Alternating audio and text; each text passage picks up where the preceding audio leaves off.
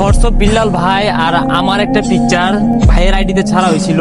তো আপনারা এত পরিমাণ ভালোবাসা দিচ্ছেন, যেই জায়গায় একটা সেলাই মেশিন কেনার কথা ছিল আমরা সেটার ইনকাম দিয়ে আপনাদের ভালোবাসা দিয়ে 2টা সেলাই মেশিন কিনতে সক্ষম হয়েছি।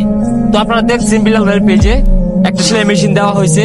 তো আরেকটা সেলাই মেশিন আমরা নিয়ে যাচ্ছি এক অসহায় বোনকে দেওয়ার জন্য, যার বাবা মা থাকা সত্ত্বেও তাকে মানে কোনো খোঁজ খবর রাখে না, ভরণ পোষণ দেয় না, তার খাবার অনেক কষ্ট। সে তার দাদা দাদির কাছ থেকে মানে ভরণ পোষণ পাইতেছে, বড় হইতেছে অনেক কষ্ট করে। তো যাই আমরা বাকিটা দেখি। তো ফাইনালি আমরা যে বোনটাকে আমরা এই সেলাই মেশিনটা দেবো তার বাসায় চলে আসছি। তো আসার পরে আসলে মন মাইন্ডটা আর অনেকটা পরিবর্তন হয়ে গেল। আসলে আমার ভিতরে একটা মানে প্রশান্তি কাজ করতেছে যে সঠিক জায়গায় মনে হয় আসলে সেলাই মেশিন নিয়ে আমরা আসতে পারছি। দেখেন বাড়ির পরিবেশ, ইনি হচ্ছে এক বৃদ্ধ লোক, সঠিক মানে চলাচল করতে পারে না।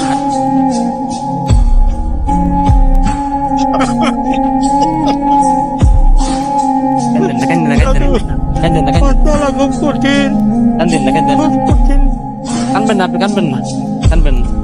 তো দেখেন ওই যে ছোট বোনটা, হ্যাঁ, দাদার কাছে বড় হইতাছে, তার বাপ মা তাকে আসলে এভাবে ভরণ পোষণ দেয় না, খোঁজ খবর নেয় না। এই বৃদ্ধ মানুষ, আরেকজন আছে দাদি, উনিও বৃদ্ধ মানুষ। এই যে দেখেন বাড়ির পরিবেশ, এখানে খুব মানে কষ্টে তাদের জীবনযাপন। তো আজকে এই সেলাই মেশিনটা আমি ওনাদের কাছে দিয়ে যাব। জানেনই তো সেলাই মেশিন 2টাই কিনা হয়েছিল, বিল্লাল ভাই একটা এক জায়গায় দিচ্ছে। তো এখানে বিল্লাল ভাই অনেক বড় অবদান রয়েছে।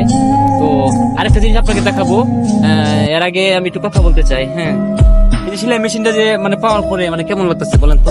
আলহামদুলিল্লাহ, খুব খুশি। এখন যদি আমরা এই ফুটেজটা সামাজিক যোগাযোগ মাধ্যমে ছাড়ি, কোনো সমস্যা আছে? না, সমস্যা নাই। বোন, তুমি কি চালাতে পারবা না? জি আমি পারবো।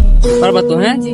আর অবশ্যই তুমি পড়াশোনা করতেছো, দোয়া করে অনেক বড় হও। আর দাদা দিদি যতদিন বাচ্চা থাকবো অবশ্যই তাদের পাশেই থাকবা, তাদেরকে একটু দেখশন করার চেষ্টা করবো এক সময়। হ্যাঁ, আর টুকটাক করে সেলাই মেশিন দিয়ে যতটাই পারো সংসারে হাল দেবো। হ্যাঁ, আর দোয়া চাই। আরেকটা জিনিস দেখাবো, দেখেন তাদের এই বাড়িটাতে, ছোট্ট এই মানে বাড়িটাতে মানে নাই, কোনো টিবল নাই। হ্যাঁ, দেখেন এখানে দেখায় একটা কূপ আছে, তাদের বাসায় কোনো মানে টিবল নাই। হ্যাঁ, এই যে এই কূপের পানিটা ব্যবহার করা হচ্ছে। হ্যাঁ, এই পানিটা ব্যবহার করে, হ্যাঁ, পানিটা নোংরা হয়ে গেছে, বৃষ্টি বাদলের দিন। তো দেখেন এই বাড়ির পরিবেশ, একটা টিবল নাই তাদের বাসায়। হ্যাঁ, তো আপনারা যদি মানে কি বলবো, হ্যাঁ, আপনারা আসলে অনেকে অনেকভাবে সহযোগিতা করেন। হ্যাঁ, আমরা সর্বোচ্চ চেষ্টা করব এদের বাড়িতে একটা টিবলের ব্যবস্থা করে দিতে।